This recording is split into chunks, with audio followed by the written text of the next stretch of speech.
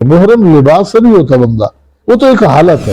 جہاز کے اندر احرام کی چادریں پہننا وغیرہ ذرا دشوار ہے، تو اس لیے کہا جاتا ہے گھر سے یا ایئرپورٹ سے آپ احرام کی چادریں اوڑھ لیں۔ تو ایسا نہیں ہے کہ احرام کی چادریں اوڑھنے سے ہی پابندی شروع ہو گئی ہے، پابندی شروع نہیں ہوئی، پابندی جب آپ محرم ہوں گے۔ الحمدللہ والصلاة والسلام علی رسول اللہ رب اشرح لی صدری ویسر لی امری واحلل عقدۃ من لسانی یفقہوا قولی واجعل لی وزیرا من اہلی رب زدنی علما۔ آج کی یہ نشست جو ہے وہ حج اور عمرے کے حوالے سے کچھ ایسے سوالات جو بہت زیادہ پوچھے جاتے ہیں اور عام آدمی اس میں تھوڑا سا کنفیوز نظر آتا ہے۔ ہمارا مقصد تمام تر سوالات کو کور کرنا تو نہیں ہے، لیکن ایسے سوالات کور کرنا ضرور ہیں جس میں عام طور پر لوگ پریشان ہو جاتے ہیں، اور اس کے لیے ہم نے جو ہے زحمت دی ہے ہمارے استاد فضیلۃ الشیخ علامہ ضیاء الحق بھٹی صاحب حافظہ اللہ۔ آپ شیخ الحدیث ہیں المعہد السلفی لتعلیم و تربیہ کے، اور اس کے ساتھ ساتھ المدینہ اسلامک ریسرچ سینٹر کے بھی مدرس ہیں، اور بروج جو اسلامک انسٹیٹیوٹ ہے کراچی کا ایک معروف ادارہ ہے، وہاں پر بھی آپ جو ہے وہ مدرس کی حیثیت سے اس کے ساتھ ساتھ دیگر ذمہ داریاں آپ ادا کر رہے ہیں۔ اور حج اور عمرہ کے حوالے سے ایک معروف نام ہے اس کے مسائل میں، جو اللہ نے آپ کو بصیرت، فقاہت، فہم عطا فرمایا ہے۔ یقیناً ہمارے لیے ایک بڑی سعادت کی بات ہوگی کہ ہم محترم شیخ صاحب سے استفادہ کریں گے اور ان مسائل کا احاطہ کریں گے اور جاننے کی کوشش کریں گے کہ اس میں ہمارے لیے جو چیزیں ہیں جو ضروری ہیں، جن کا جاننا بہت ضروری ہے۔ ہم آغاز کرتے ہیں اپنے ایک سوال کا کہ بہت زیادہ کنفیوژن آتی ہے کہ میقات کے حوالے سے۔ لفظ میقات ایک عربک ٹرم ہے کہ کہاں سے یہ حج کی احرام عمرے کی پابندیاں شروع ہو جاتی ہیں۔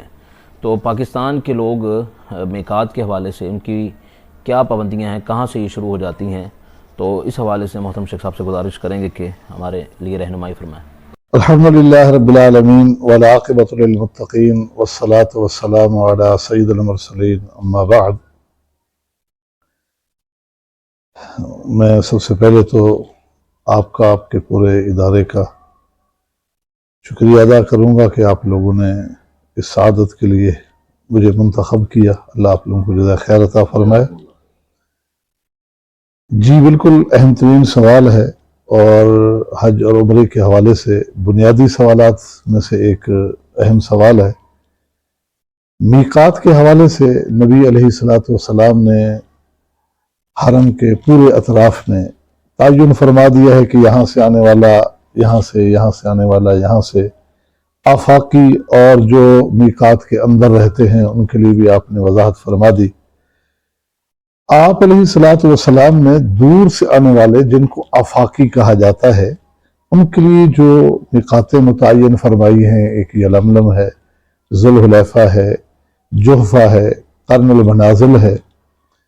آپ نے یہ فرمایا کہ جو یہاں سے آتا ہے، مثلا یمن سے آتا ہے تو اس کے لیے یلملم ہے، شام سے آتا ہے جحفہ ہے، نجد سے آتا ہے قرن ہے، مدینہ سے آتا ہے ذوالحلیفہ ہے۔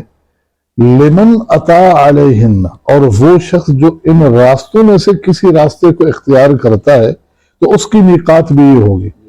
البتہ جو ان بیان کردہ مواقیت کے اندر رہتا ہے تو اس کے لیے آپ نے فرمایا من حیث انشا، جہاں سے وہ احرام باندھ کے نکلے گا، جہاں سے وہ نکلے گا وہیں سے ہی، یعنی وہی اس کا گھر ہی اس کی میقات ہے۔